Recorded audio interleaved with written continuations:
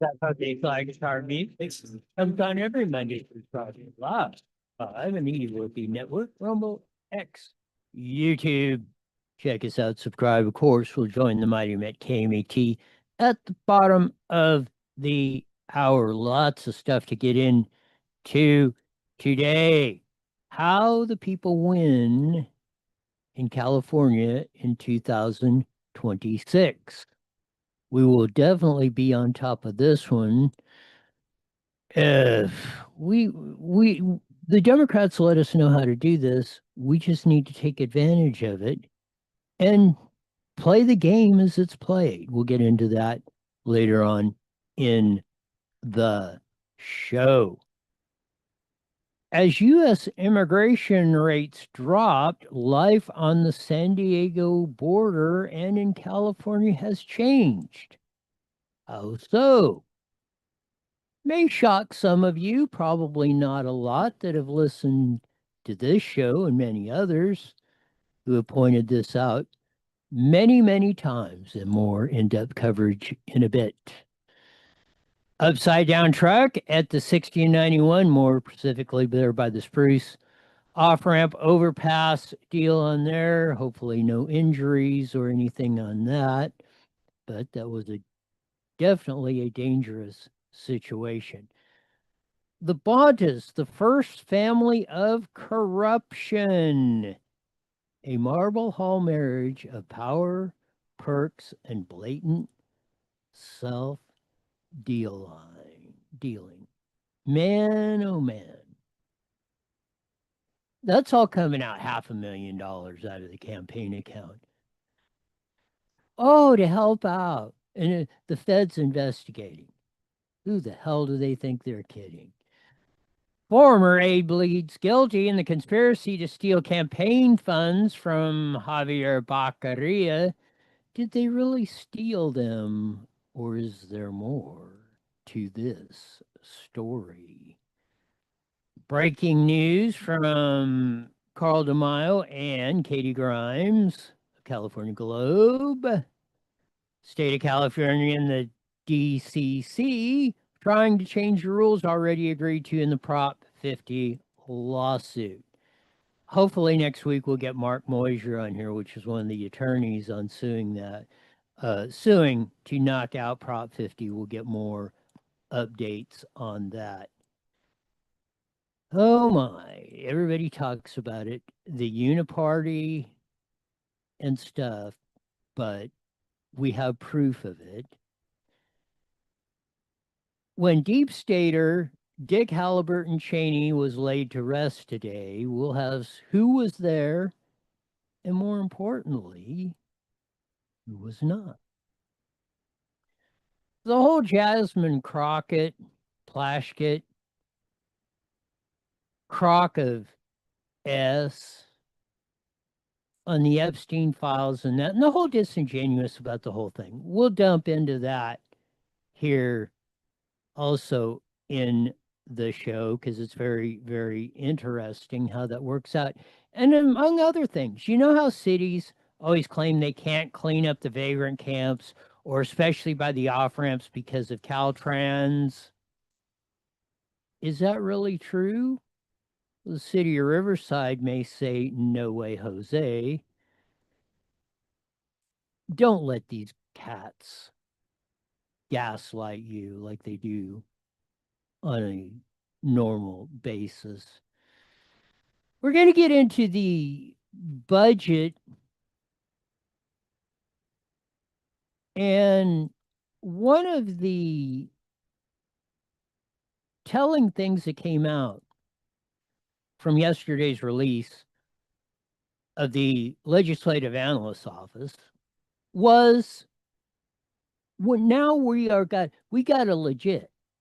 We got a $14 billion deficit after they spent all the reserves. Remember, Newsom was saying, oh, over the last 3 years, oh, we're stocking away. We got hundreds of millions, billions of dollars in reserves, 50, 60 billion in reserves. We've got the rainy day fund. If things turn down, well, things aren't even turning down. They're getting more revenue than ever, 50% higher than when he came in.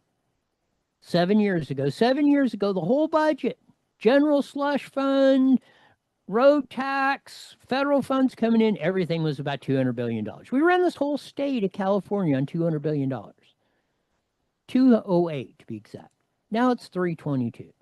So you're two to 300, even as the poorly educated kids that we have today can figure out mostly that that's a 50% plus increase in 7 years. Yet we're still in a deficit. Ashley Zavala, the great KCRA3 reporter, has this as California bleeding cash. Well, yes, it is.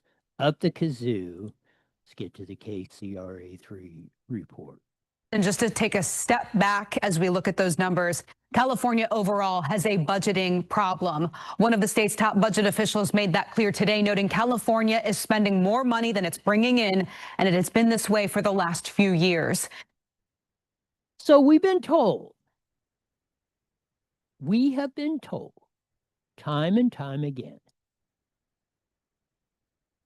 oh, we got these surpluses, we're covering it, no problem. And when it downturns, we got 70, 80, $100 billion stashed away. We can tide over all these programs like, oh, we're going to charge you, the California taxpayer, for the health care of illegal aliens. Despite we're collecting an extra $1.50 a gallon than anyone else in the state on gas taxes, as your roads are the most deadliest, worst maintained, traffic jammed, you're paying more. You're paying 3 times as less for half the service. Everywhere across the board.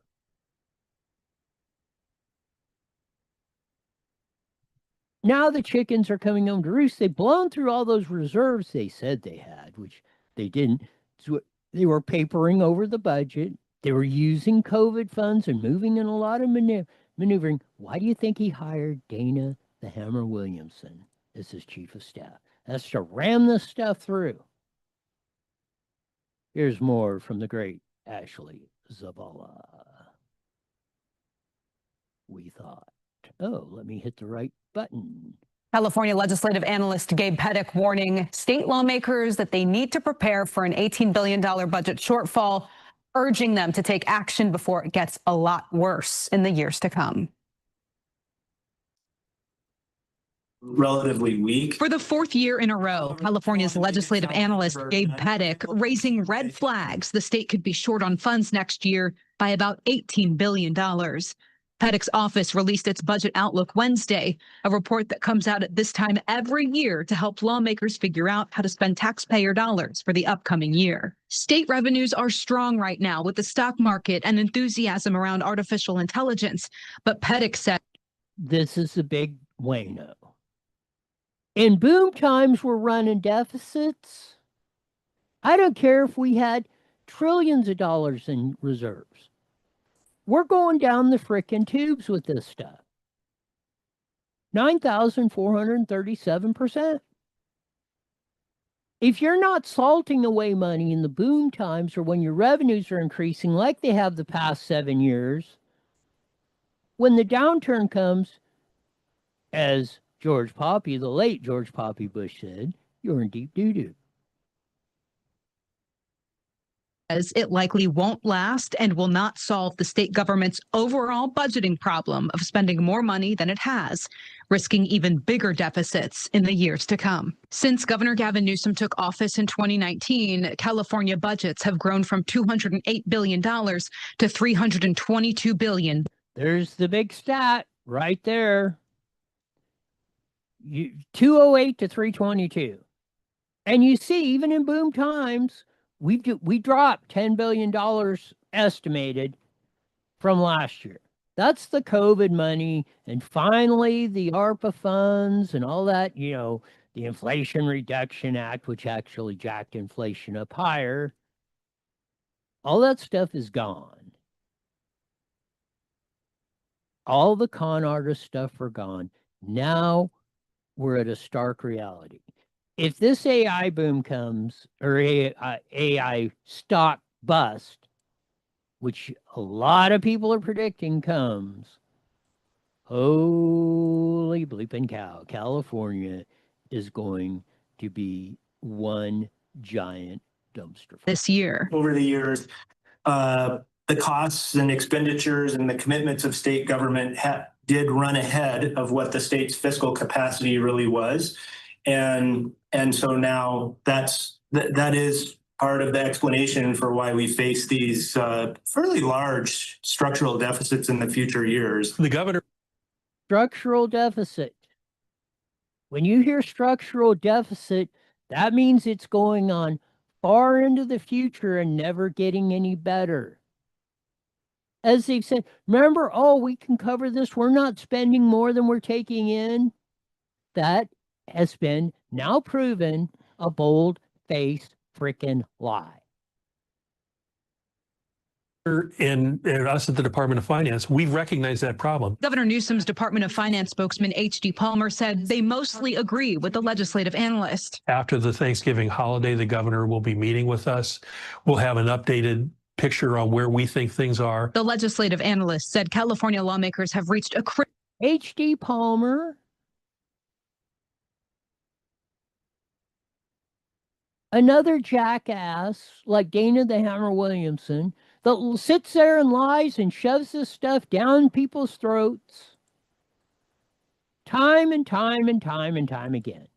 He's been one of the head yo-hos up there in Sacramento for the left kooks, from Newsom on down to Bona, whomever, that has been selling you this bill of goods.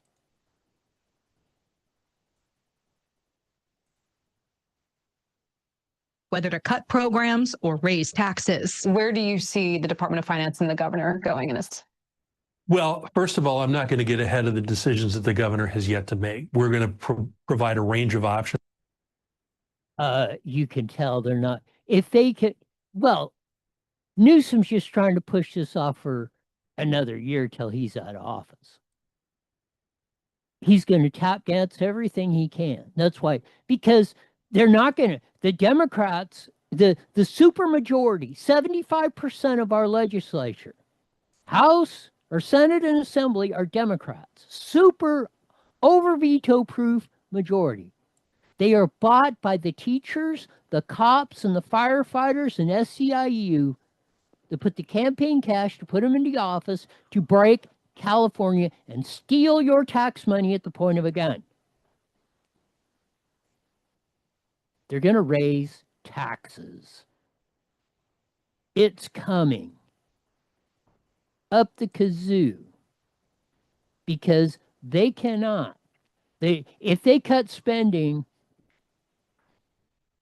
the rats will burn, politically burn K Street, Sacramento to the ground, and then take the ashes and then burn them so there's nothing left. Based upon what the size of the shortfall is, and he's going to make his decisions on that. What I think you've seen him do in the past, that's maybe an indicator where things may be going, is that he is focused more on controlling the growth in spending, at the same time putting more money away where we can. The legislative analyst today stopped short of recommending what programs specifically could be cut or how taxes could be raised here. California has $14 billion left in reserves at this point. So a lot of moving parts, including maybe some outside. Check that. Remember, we only have $14 billion in reserves left. We were told we had anywhere from $70 to $100 billion in reserves. As of last year, they've been spending that money to prop up those budgets, to pay off the political donors, which are teachers, cops, firefighters, SEIU members, all the government, California government employees, school teachers, not unions, them. They're the ones that have done this by and large. That's who the politicians that got you into this shape, that's who their loyalty is, because he who has the gold makes the rules. Which is people may be wondering how much the Trump administration Right. may have to do with any of the shortfall, if at all. And that is certainly part of it. Both Pettick and Palmer today noted they play a role when it comes to the latest spending plan. Out of Washington, D.C., for example, H.R. 1, also known as the Big Beautiful Bill from the Trump administration, that is going to make a $1.2 billion hit on California's general fund in the healthcare space, for example. But overall, the bulk of the issue is around state spending on state programs generally, and those costs are coming in. That's 0.3%. 1.2 billion out of 3.22 billion. So you take a penny and you cut it in three. A penny that you can't, that does not buy anything today. Cut it in three, and that's the amount that the federal government is affecting this budget.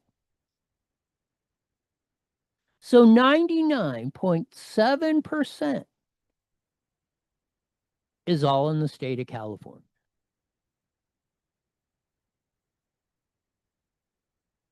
Newsom and the Democratic and the teachers and the cops and the firefighters have been bleeding your ass dry. And they're going to bleed it some more until you're dead. Financially. Unless you stop it now. This is why it's going to be important. We're going to get to it in a few. How the people win in 26. You want California to be the once golden state it was? Then we got to knuckle down, buckle down, and kick their ass out. It's the only way out of this. We lead the nation in inflation. And that's the silent tax. That's why we're at the middle class.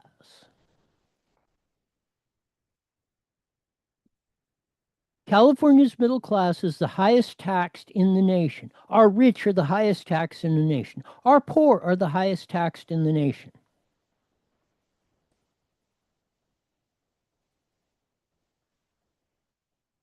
Living in California imposes a almost $30,000 cost of living penalty on the typical middle class family. Those are taxes.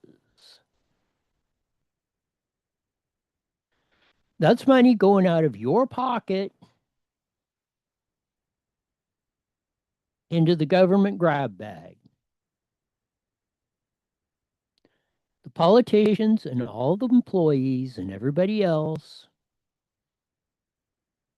are the ones that are doing this to you. Lock, stock, and barrel. If you don't grab onto it and change it, you're going to see more of this. Middle-class families flee California as Newsom's policies falter. Biggest state by far, even per capita, or however you want to figure it. People have been fleeing California because of the mess that has been made.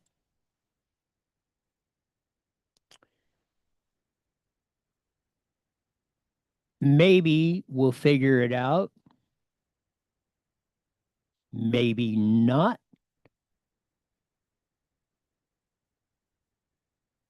But this one,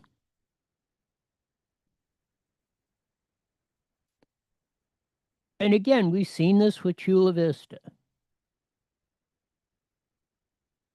In the 90s was a hellhole. Why? Because of illegal immigration. Looked like your typical vagrant camp. Bill Clinton built the wall. Bill Clinton built the wall. Chula Vista is now a thriving community. Nice houses, clean parks. nice roads, great shopping centers.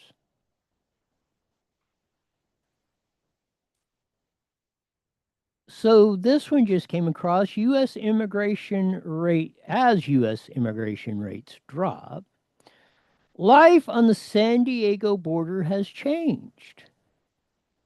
Well, that begs the question, how did it change?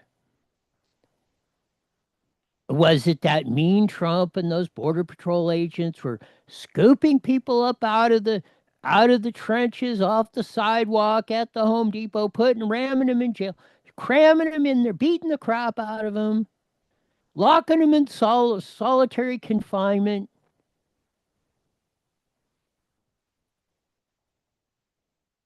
Giving them 3 beans and a potato chip and 2 ounces of water to eat a day. They're all starving to death. They look like they're from Ethiopia or something. You've heard that come from the Moreno Valley City Council. Shay.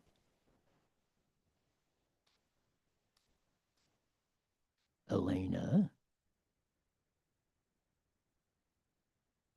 Baby Jesus, Erlen. You've heard it from the crime syndicate, the Moreno Valley Unified Crime Syndicate. Johanna, the Roof.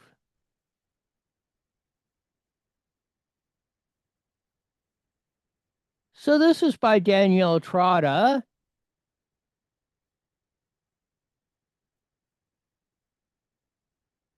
From Reuters.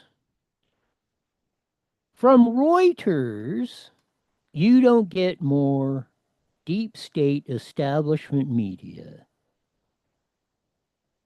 than Reuters. This is from Daniel Trotta. San Diego, Tijuana. A year ago, San Diego trauma surgeon Michelle Bensal was likely to see dozens of migrants each month who had fallen from towering wall on the U.S.-Mexican border built by Bill Clinton. Leg and ankle fractures were common, and I also treated spine, pelvis, and traumatic brain injuries.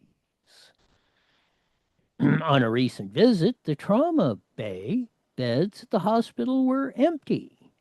More common scene since President Donald J. Trump took office in January and cracked down on immigration, rescinding rights of asylum seekers, pursuing record number of deportations, and seeking an unprecedented $170 billion for immigration enforcement. U.S. Customs Border Protection statistics show apprehensions at the southwest border, an indicator the number of migrants trying to cross are down nearly 90%, their lowest rate since 1970. 55 years ago. As a result, the corridor between San Diego and Tijuana, one of the busiest international crossings in the world, has drastically transformed in less than a year. Major concentrations of migrants in squalid conditions have largely disappeared. You mean enforcing immigration got rid of the squalor?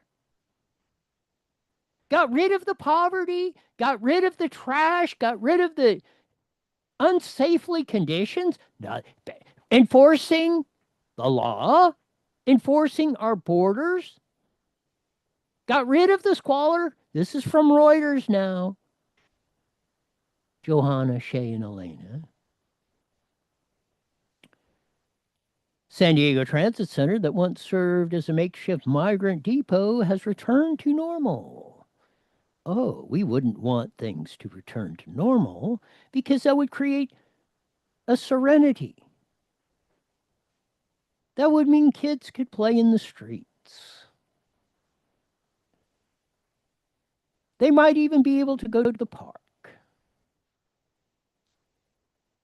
People could go to the store. You could let your wife or girlfriend go to the store, not worried about her getting mugged, raped, or assaulted.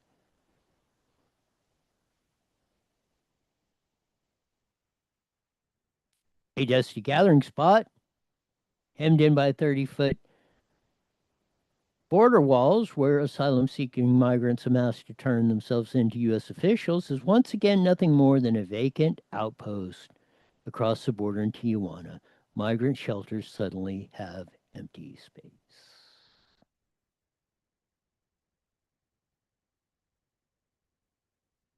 This is what happens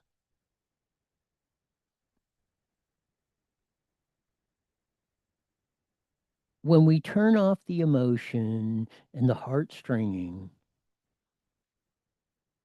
and just use a little bit of reality and common sense.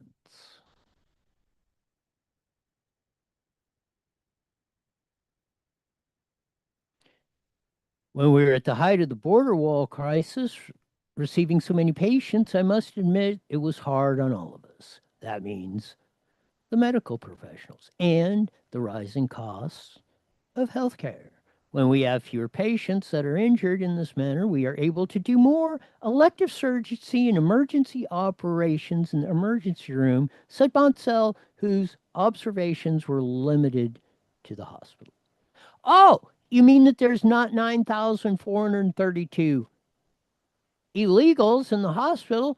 They can actually take care of American citizens in American hospitals. What a concept.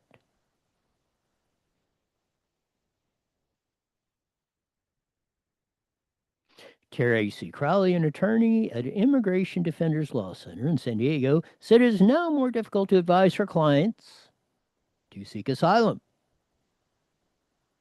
So many opt for voluntary departure.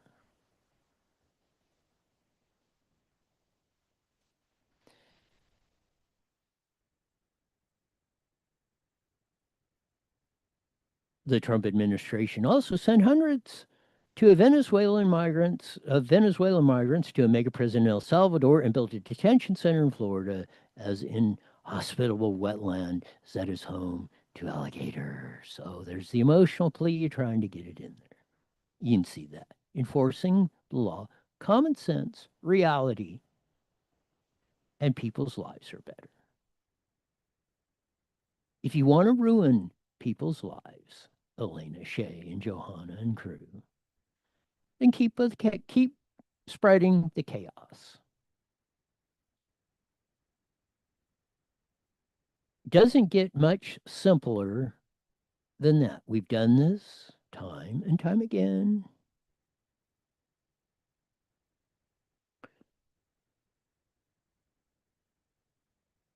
We don't have to go back to the policies we know that didn't work. We just have to capitalize on the ones that do work, and then everybody wins.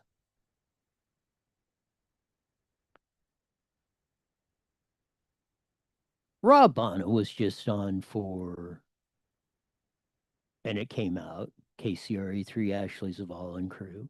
$500,000 he spent out of his campaign funds. This is different than Becerra. Oh, for helping, I'm going to help investigate the feds in this deal. Well, he was assemblyman in 2021. Then Gulag Gavin Newsom appointed him to Attorney General, and then his wife Mia Bonta takes over his assembly seat, which is up there in the Oakland area.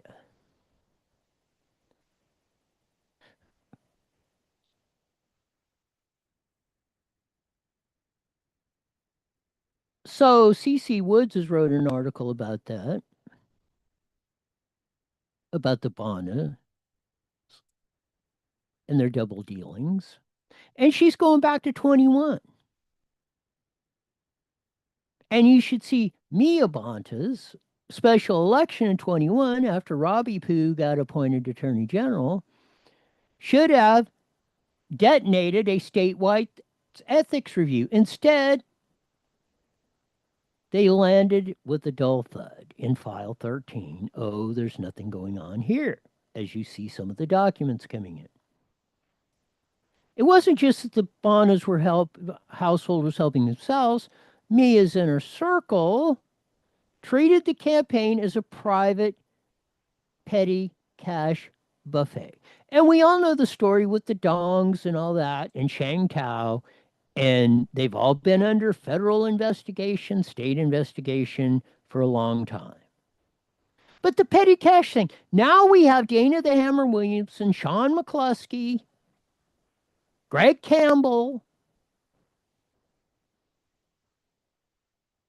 Alexis Podesta, which is McCluskey's wife, and how they were 225 grand they pilfered out of Javier Bacaria's campaign account, which was the attorney general before Rob Bonta, who got appointed to HHS secretary by Biden, who Baccaria was appointed by Newsom, who ran Bacaria's campaigns, Dana the Hammer Williamson, and this Campbell have been doing this a lobbying firm, the Collaborative, or he's a lobbyist. They got a campaign firm called the Collaborative that's working with all this stuff. And the Bon has got petty cash running around, according to the allegations from or the article in CC Wood. Now we had the story of, oh, well, petty cash. Mia Bond is raising $2 million for a frickin' assembly seat. It's crazy. It's stupid. It's crooked as hell.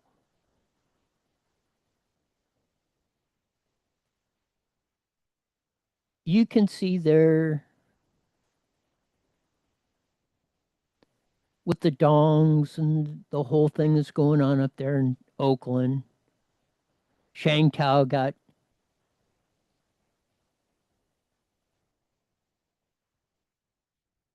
recalled over this. And she said she wasn't the target of the investigation.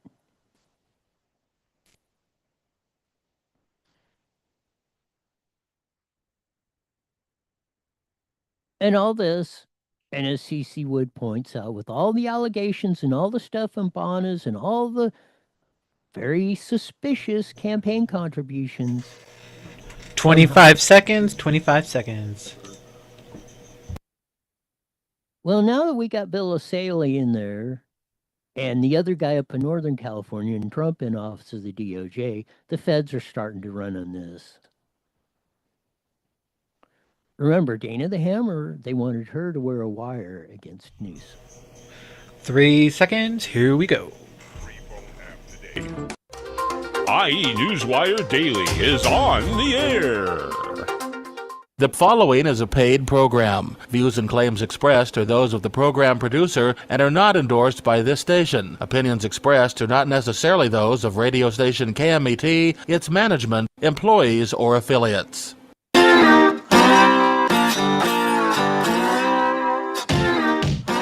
There's that funky soul guitar music that comes on every Monday through Friday live, 5:30 on the Mighty Met 1490 AM, broadcasting all over the Inland Empire and the aforementioned AM band. Join your vast video audience in the UFB Network, Rumble, X, YouTube. Check us out, subscribe, do all that good stuff. Over there, we went into more of the budget, how we're being hosed. They are bleeding us to freaking death. Lock, stock, and barrel. The budget's going up 50% from 200 to over 300 in 7 years under Newsom. Yet there's no money in the reserves. There's only $14 billion left. That won't even cover what the deficit is today. There's no more cash. They were BSing, lying to us. The inflation is killing us. Not only do the rich, but the middle class and the poor we are the highest taxed in the nation. Yet we're sitting with the worst roads. You can't afford groceries. Gas at $5 a gallon, while the rest of the country's paying $3 or less.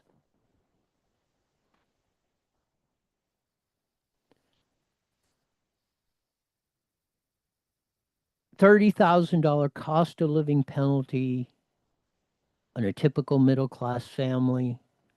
That's taxes. That's what they're stealing out of your family every year. For nothing. We went with the B.S. Rob Bonner story of the Bonnas and his wife and their family after the $500,000 story broke on that out of his campaign funds. And allegations by C.C. Woods are in her article. They were using it as a petty cash fund. And then we hear the Dana the Hammer Williamson, Sean McCluskey story with Bakary and that. And you know who's at the center of this? Always Gulag Gavin Newsom. The other story that we should check out, or you should check out, immigration rates drop, life on the San Diego border changed. This is from Reuters. Deep state, establishment, news organization, propaganda unit. And they're telling you life has gotten 10,000 times better in San Diego since Trump came in and enforced our immigration laws. You can go to the hospital now and you can actually get treated. If you walk in there with the emergency, they will say, "Hi, Mrs. Garcia. Oh, you looks like you may have a broken leg. We'll get you right in and get that fixed up."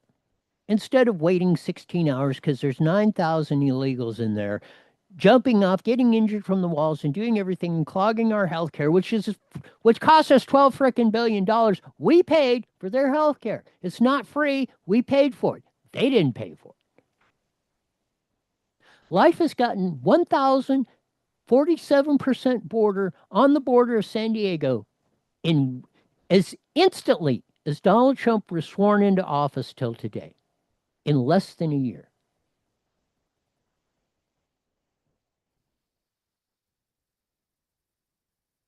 And that's from Reuters.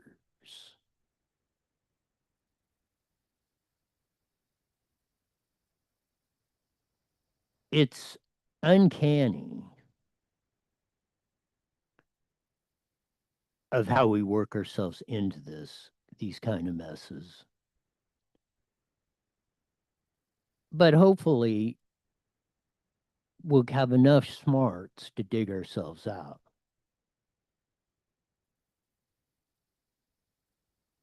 Before we get into in-depth and some of the other stuff, just a breaking news from California Globe, State of California, and the DCCC, that's the Democrats trying to change the rules already agreed to in the Prop 50 lawsuit. Justice delayed is justice denied.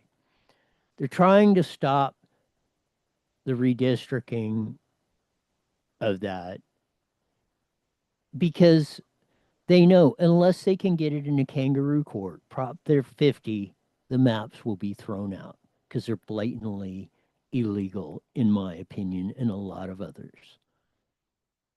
And they knew that. They went ahead with it anyway. On a false pretense, they lied to you.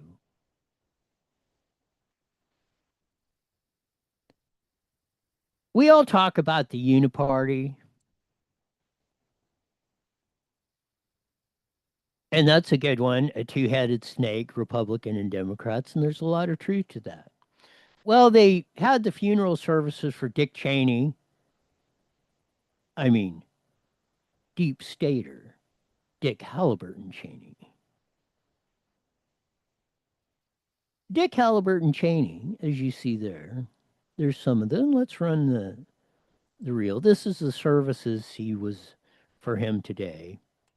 And you notice George W. Bush and Biden and Jill and Kamala and Mitch McConnell and Laura Bush and Mike Pence.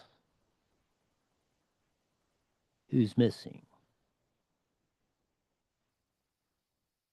Donald J. Trump and J.D. Vance.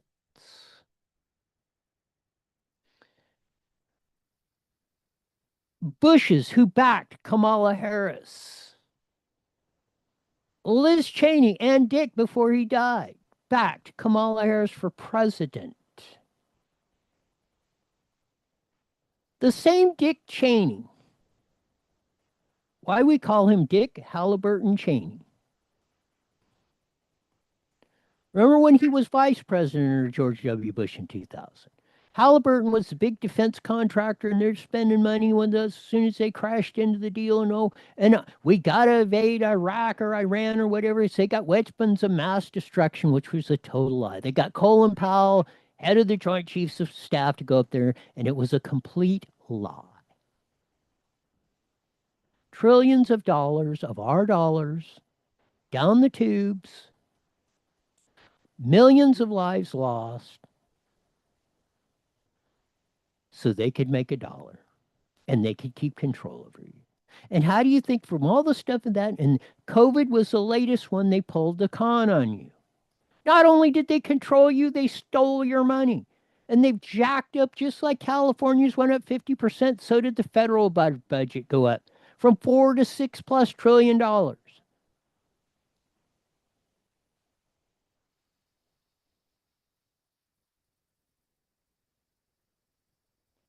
Just like in California, it's time to kick them out.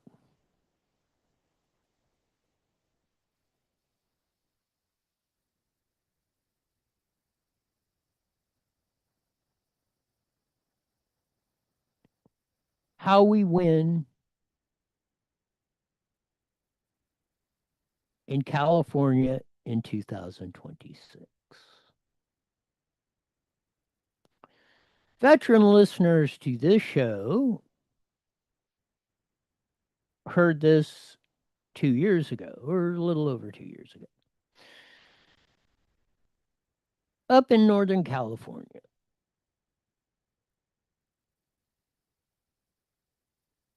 there's a state Senate district, number 4. It's about voter registration's about 60% Republican, about 40% Democrat. 20 plus Republican. If you get the Republican nomination, you should be a safe winner. Whoever wins that is going to go on. The Democrat's not going to, he's going to get 40%. The Republican's going to get 60. No contest. Well, the stupid Republicans folded that seat, and it's now in Democratic hands. And it's about time we learn.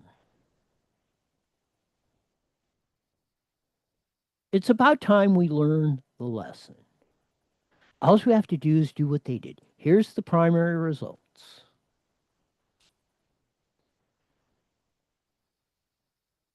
Tim Robinson, 22%.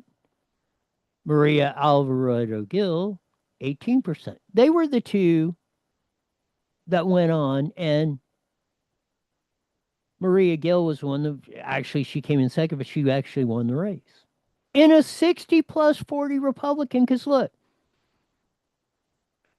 Republican George Radovich, Steve Bailey, which you've had on the show when you ran for AG, Jeff McKay, Jack Griffin, Mike Gordon, Jolene Daly split the Republican vote 6 ways. So the top 2 were Tim Robinson, Democrat, Maria Alvarado-Gil, Democrat, 40% of the vote. They took a 40-60 Republican seat. How this relates to the governor's race, you ask. Right now, we have Chad Bianco and Steve Hilton. And if you look at the polls, they're getting about that same, 40%.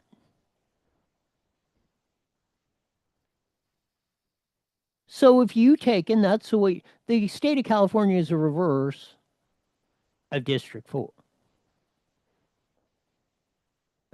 So if you take that strategy, so you got 2 Republicans. So if you take them and you work it like they did, split the vote evenly, 20% to Steve Hilton, 20% to Chad Bianco. Now who you got? You got Tony Villar Jr., 4-time loser on the bar exam couldn't become an attorney, so he became a politician. You know him mostly as Antonio Villaraigosa, former mayor of LA. You have Tom Steyer, the rich billionaire. You have Baccaria. You got Katie Porter. Yeah, Tony Thurman. Mia Farr, whoever was that. You got it like the same thing. So you let the Democrats split up the 60%, but you don't let any of them, you keep enough of them candidates and you keep encourage everybody, yada, yada, yada.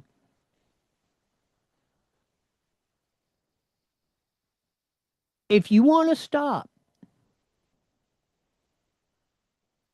if you want to stop the $5 a gallon gas, if you want to walk into the hospital and get treated like we used to, if you don't want to pay these inflated grocery prices and every other price and housing costs up the kazoo and clogged roads, deadliest roads, worst maintained roads, worse traffic, worse vagrancy by 4 times any other state.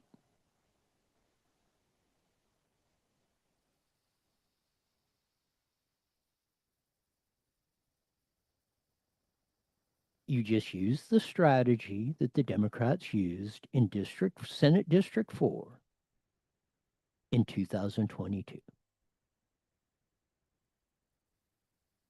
You split the vote evenly between Chad Bianco and Steve Hilton. And this is predicated that nobody else jumps in. And it doesn't appear that that's going to happen.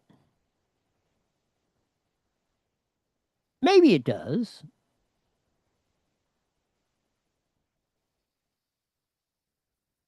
Maybe it doesn't. I don't know.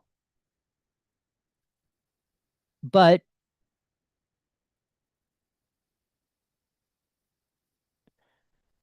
it may be foobarred beyond repair.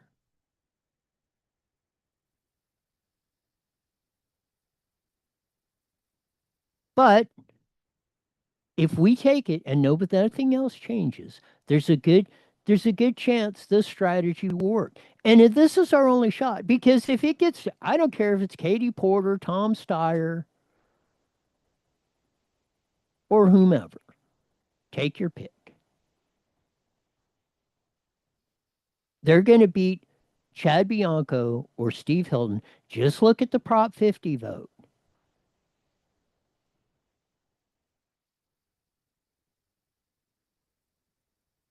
Understand strategy. Our only shot. All of you that if you want to fix California, if you don't want to go through this rash of BS we have for the last 30 years, we need to split the vote evenly between Chad Bianco and Steve Hilton, and then encourage every other Democrat so that they split the 6 or 8 of those candidates that are in there. And as long as we hold them under 20%, the 2 candidates moving forward into the election will be Steve Hilton and Chad Bianco, and then fight it out amongst yourselves, boys. We're a winner either way. Now you can, once you get to that point of it, Steve Hilton versus Chad Bianco, then if you're a Bianco guy or gal, then, support your guy, maybe make the case. If you're a Steve Hilton guy or gal, Steve Hilton's just a bed of roses. But now you don't have a choice. Like District 4, Senate District 4 didn't have a choice. Any of the candidates the majority wanted to vote for were not on the ballot.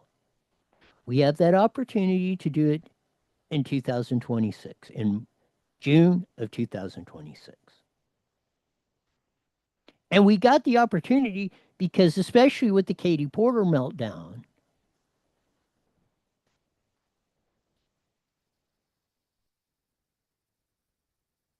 we've got a great opportunity because they will split that vote.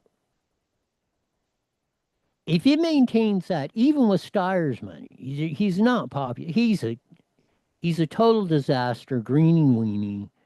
He's got a lot of money. He's made a lot of money in investments. So, billionaire hedge fund operator.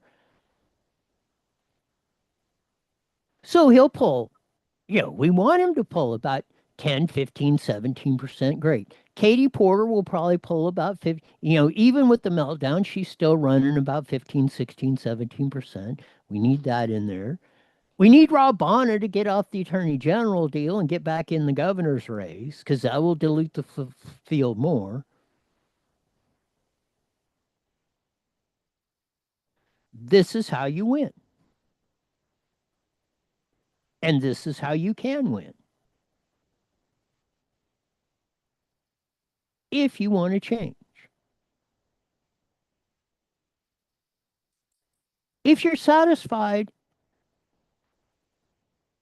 with paying $5 a gallon of gas, can't afford a home, can't afford groceries,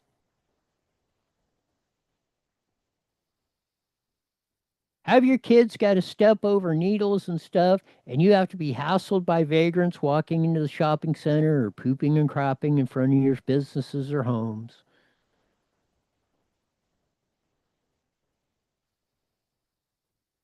If you love wallowing in the squalor, because that's what you got under Gavin Newsom.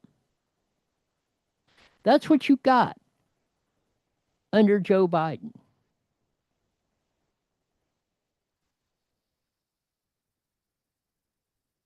Donald Trump did exactly what Bill Clinton did in the 90s and cleaned up San Diego again.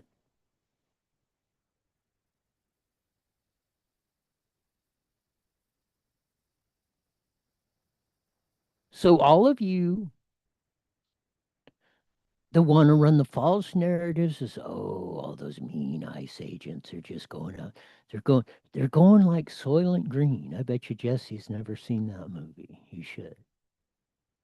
They're going out there with loaders and garbage trucks and just scooping up the people and throwing them in there, and then they burn them, and then you're re-eating that, your little green square.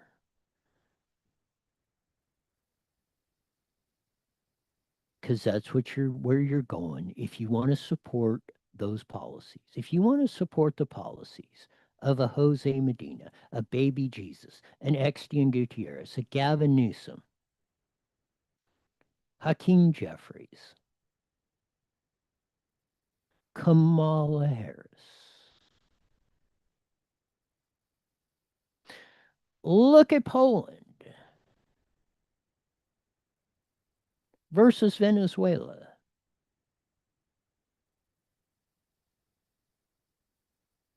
Venezuela, one of the richest countries in the world, oil up the kazoo. When they were a free market country,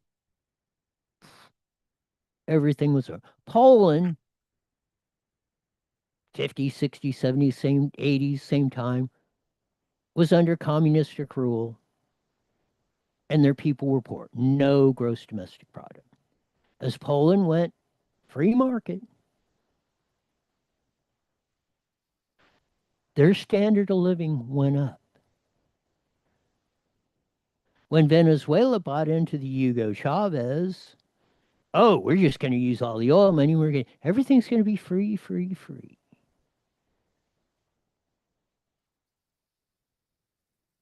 A loaf of bread costs $1. Let's just use an example. Costs $1 to produce and get it on the shelf of your grocery store. So that means the grocery store's got to sell it for $1.01. You go say, I'm going to go. You're only going to pay 29 cents. The government's going to pick up the rest of the tab. What do you talk about the SNAP benefits? Hopefully tomorrow we'll play the deal on Steven Crowder had with the, very concerned little young lady that says, you're taking food away and you can't have it. And he says, well, we're not saying take away food, actual food, just regular food. They don't need sodas and beer and wine and whatever, or training them in and just the basics. Oh no, they deserve that too.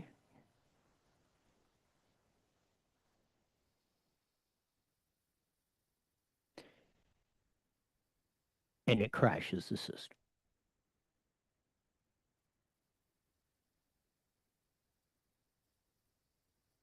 Just like it crashed Venezuela, Argentina. What, Melee? Argentina went the same route, crash. Melee comes in a year and a half ago, free market principles. Argentina's going great guns. Trump shuts down the border.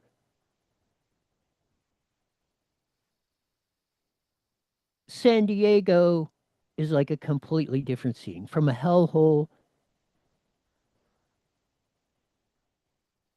to a place that is not only inhabitable as thriving in less than a year.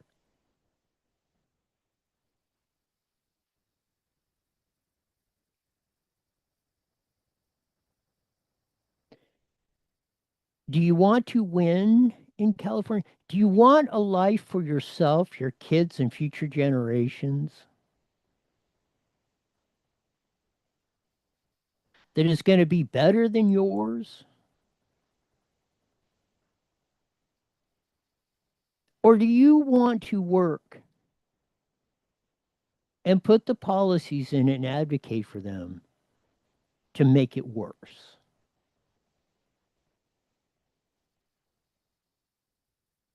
We make those choices every day.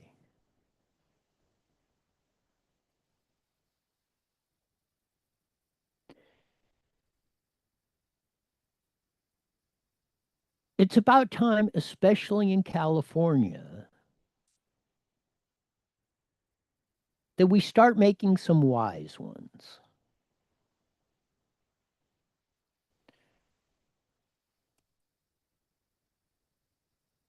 Because far too long we've been making stupid ones.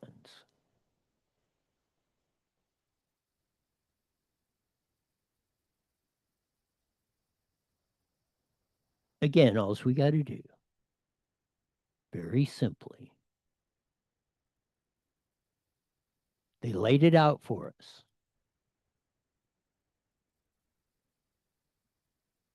We have the battle plan. We have the strategy. We don't have to change it.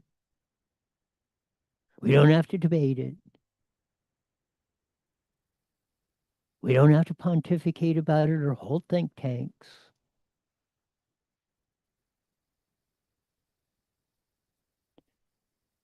We just have to execute it. And it doesn't get any simpler than that. This stuff is not complicated. It's not rocket science. But unless you want to be run down the path of the COVID cons or the vaccine cons or the we're going to take care of you. Everything's going to be free cons. They're just a bunch of MAGA wearing white evil hillbillies.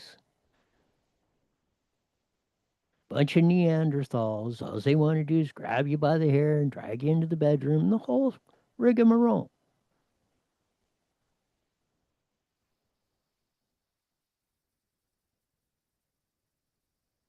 What you won't do, most of you on the other side or have been advocating this, is come in here and have an honest discussion.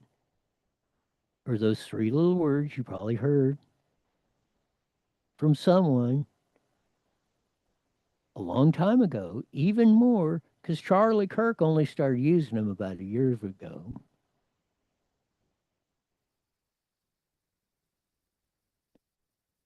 Someone else used them a long time.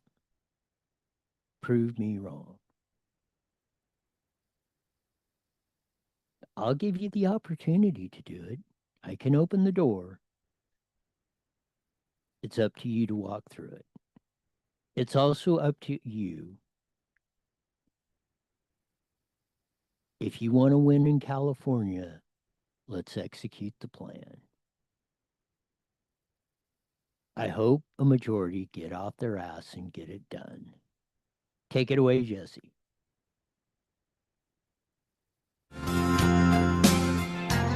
That'll do it for today. But as we usually say at this time, it's mandatory you're back here in when? 23 hours wide. You hear the best darn show in the whole wide world. Till then, see ya. All right. Have a great night. You got it. We'll see you.